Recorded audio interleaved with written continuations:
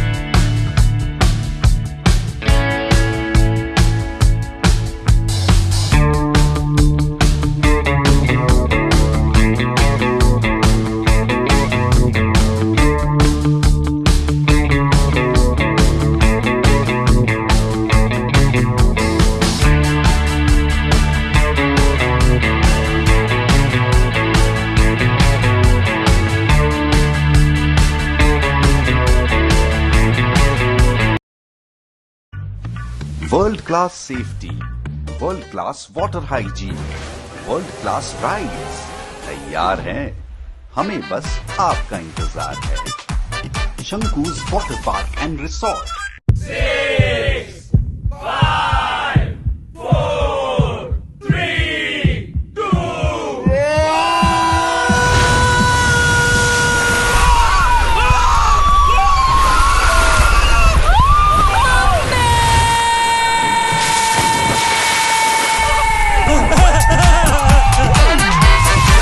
डर जब मस्ती में भीग जाए, हर दिल खुश हो जाए। शंकुज वाटर पार्क, हर दिल खुश हो जाए। अच्छी वाली लेना, बिल्कुल भी ब्लर मत करना। पकड़ो पकड़ो पकड़ो, परफेक्ट।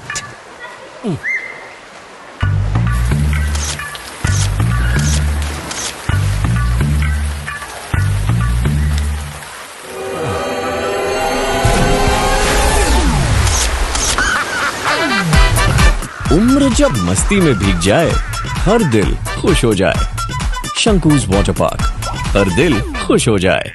पापा, अगर मैं फर्स्ट आया तो संडे स्टडीज बंद। और अगर मैं फर्स्ट आया तो तेरी आइसक्रीम की जिद बंद।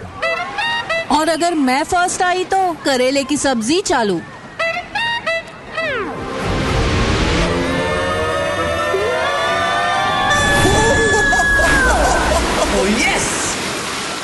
करेले की सब्जी।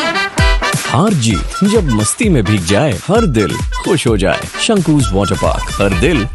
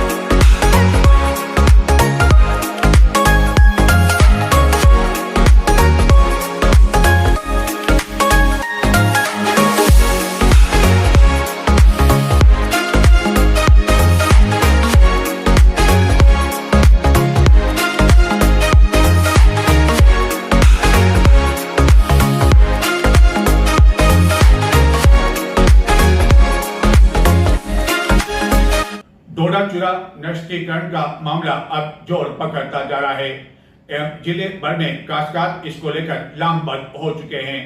चित्तौड़गढ़ में गुरुवार को भी बड़ी संख्या में काश्तकार यहाँ आए और उन्होंने इस डोडा चूरा नष्टीकरण का विरोध करने के साथ ही उन्हें इसके बदले मुआवजा देने की मांग भी की। जबकि वहीं दूसरी ओर जयपुर में विधानसभा सत्र के दौरान चित्तौड़गढ़ के विधायक चंद्रभान सिंह आर्या ने भी इस मामले को प्रमुखता से जोर शोर से उठाया एवं काश्तकारों को डोडा चूरा के बदले मुआवजा देने की मांग की। गत कई वर्षों से डोडा चूरा का नष्टीकरण किया जा रहा है, लेकिन काश्तकार इसका विरोध कर रहे हैं। इस कारण किसी भी वर्ष में इसका नष्टीकरण संभव नहीं हो पा रहा है। हालांकि कहने को प्रतिवर्ष एक कमेटी का गठन कर दिया जाता है। में मुआवजे की डोडा मांग को चूरा लेकर नष्टीकरण को लेकर अब जिले जिला के कलेक्ट्रेट काश्तकार पहुंचकर लामबंद होने लगे उपखंड हैं। अधिकारी के नाम ज्ञापन प्रतिदिन सौंपा। कहीं न कहीं ज्ञापन काश्तकार में बताया विरोध गया है प्रदर्शन कि कर रहे हैं। 2014 से पूर्व गुरुवार आबकारी को भी विभाग द्वारा बड़ी ठेका संख्या प्रथा में डोडा काश्तकार चूरा की खरीद लामबंद की जाती होकर रही चित्तौड़गढ़ है पहुंचे एवं किसानों को 125 रुपए प्रति किलो के हिसाब से ठेकेदार के द्वारा भुगतान किया जाता है। किसानों द्वारा ज्ञापन में मांग की गई कि राज्य सरकार के द्वारा 1600 रुपए प्रति किलो का मुआवजा दिलवाकर डोडा चूरा नष्टीकरण की प्रक्रिया को अपनाया जाए। मामला यह है कि सरकार जो हमेशा डोडा नष्टीकरण के बारे में जो आदेश दिया है, तो सभी किसानों की यही मांग है कि सरकार हमें पूर्ववर्ती सरकार ने भी मुआवजा दिया, मतलब सरकार मुआवजा दे इसका। तो बार बार आदेश निकाल देते ये तो मतलब 1600 रुपए पर किलो के हिसाब से अगर मुआवजा दे तो उसके बाद में ही हम नष्टीकरण करने देंगे, ऐसी सब किसानों की मांग है। तो आज सभी घटक क्षेत्र से आसपास के सभी किसान एसडीएम महोदय को ये ज्ञापन देने के लिए आए हैं कि हमें सरकार पहले भी मुआवजे देती आई है और अभी हमें मुआवजे की मांग कर रहे हैं, तभी हम नष्ट कर पाए। 2011 से सरकार प्रतिवर्ष नष्टीकरण को लेकर एक कमेटी का गठन करती है और आदेश भी निकालती है, लेकिन 2011 से ही इस मामले को लेकर किसान विरोध कर रहे हैं।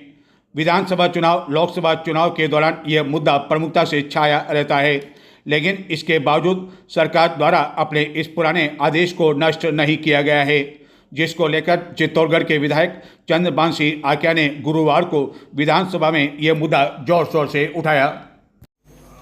अध्यक्ष महोदय, हमारे वहाँ का डोडे चूरे का मामला है, अफीम का मामला है और सबसे बड़े डोडे चूरे का मामला है। 5 साल से उसको नष्टीकरण वाला मामले का एक सरकार ने आदेश निकाला है। उस आदेश के तहत ये कहा है कि आपके कैंप लगाया जा रहा है और 5 साल का डोडा चूरा हम नष्ट करेंगे। किसानों ने डोडा चूरा खेतों में डाल दिया है, उनको नष्ट कर दिया गया है। कारण है डोडा चूरा एक साल में नमी के कारण, बारिश के कारण खराब हो जाता है और वो खराब हो गया है। क्योंकि पहले ठेकेदारों जब ठेका होता था तो 125 रुपये 200 रुपये किलो में खरीदा जाता था, अभी सरकार खरीद नहीं रही है। तो इसलिए ऐसे आदेश निरस्त किया जाए, क्योंकि किसान परेशान है और किसान आंदोलन कर रहे हैं, आए दिन धरने पे बैठे हैं। इसलिए अध्यक्ष महोदय, इस आदेश को निरस्त करते हुए आने वाले दिनों में अगर सरकार इस प्रकार का आदेश निकाले तो किसानों को हट जाने के लिए जो भी मुआवजे का पैसा 125 रुपये किलो बहुत कम होता है, 500 रुपये किलो में तोल कर उसको खेतों में डाला जाए, उसका खाद बनाया जाए। इस प्रकार के आदेश आइंदे नहीं निकाले और अभी जो आदेश निकाले सरकार उनको विड्रॉल करे और इस प्रकार के आदेश नहीं निकालते हुए किसान की सहानुभूति पर तक देखते हुए, क्योंकि डोडे चूरा का बहुत ही महत्वपूर्ण काम हमारे चित्तौड़गढ़ जिले में होता है। और इस कारण अध्यक्ष महोदय, आप सरकार से इस प्रकार के जो भी आदेश निकालेंगे विड्रॉल कराएं। एक भी किसान वहाँ डोडा चूरा तुलाने में सक्षम नहीं है। जिन किसानों के पास डोडा चूरा था वो उन्होंने खेतों में नष्ट कर दिया गया है, किसी की किसान के घर में नहीं है। और अध्यक्ष महोदय, एक हमारे किसानों के घर पे छापे डाले जा रहे हैं। इस प्रकार के छापे सरकार की तरफ से नहीं डाले, किसानों को परेशान नहीं करें, इस प्रकार का आदेश आप सरकार से दिलावे। धन्यवाद। स्वामी विवेकानंद की पुण्य तिथि के अवसर पर गुरुवार को महाराणा प्रताप पीजी महाविद्यालय में एनएसए कार्यकर्ताओं द्वारा उनकी प्रतिमा पर पुष्पांजलि अर्पित की गई एवं उनके कदमों पर चलने का निर्णय लिया। स्वामी विवेकानंद की पुण्य तिथि पर गुरुवार को एनएसए कार्यकर्ताओं द्वारा महाराणा प्रताप पीजी महाविद्यालय में स्वामी विवेकानंद की प्रतिमा पर पुष्पांजलि अर्पित की गई एवं उन्हें याद किया गया। चित्तौड़गढ़ जिले की डुंगला पुलिस एवं विशेष शाखा की टीम ने एक ट्रक से 9 टन से भी अधिक अवैध गीली लकड़ी जब्त कर 2 अभियुक्तों को गिरफ्तार कर लिया।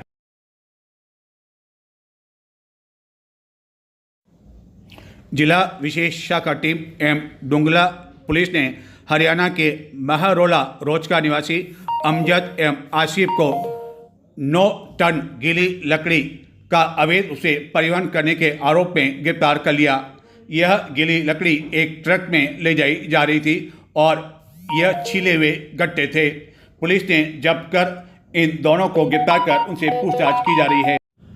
कोतवाली पुलिस चित्तौड़गढ़ ने एक अभियुक्त से 250 ग्राम अवैध अफीम जब्त कर उसे गिरफ्तार कर लिया।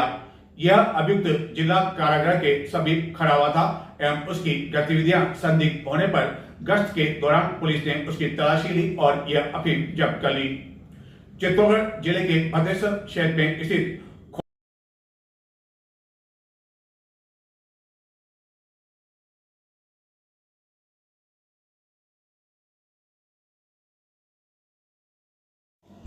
जिले के भद्रेश्वर क्षेत्र में स्थित खोड़ी में गुरुवार रात्रि को रात्रि चौपाल का आयोजन जिला कलेक्टर आलोक रंजन द्वारा किया जाकर इस दौरान मेधावी विद्यार्थियों का सम्मान भी किया गया एवं उनसे विभिन्न जानकारी ली।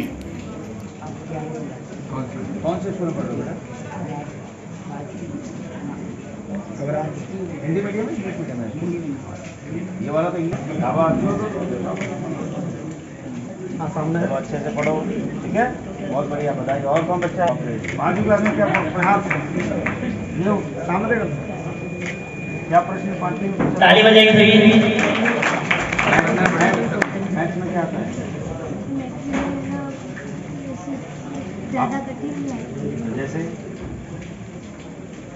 सरल आता है।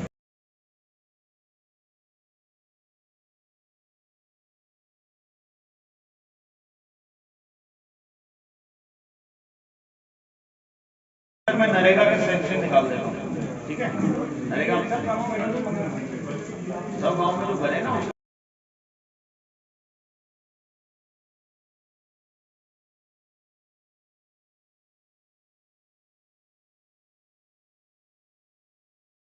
राहुल गांधी द्वारा संसद में दिए गए एक बयान को लेकर देश भर में बवाल मचा हुआ है एवं कई लोग इसे हिंदू विरोधी बयान बता रहे हैं एवं जगह जगह प्रदर्शन किया जा रहा है, उनका पुतला दहन किया जा रहा है। लेकिन चित्तौड़गढ़ के गोसुंडा के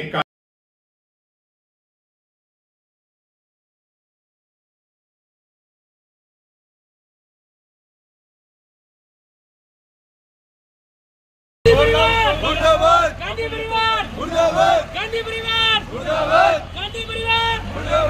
राहुल गांधी मुर्दाबाद, राहुल गांधी मुर्दाबाद, राहुल गांधी मुर्दाबाद।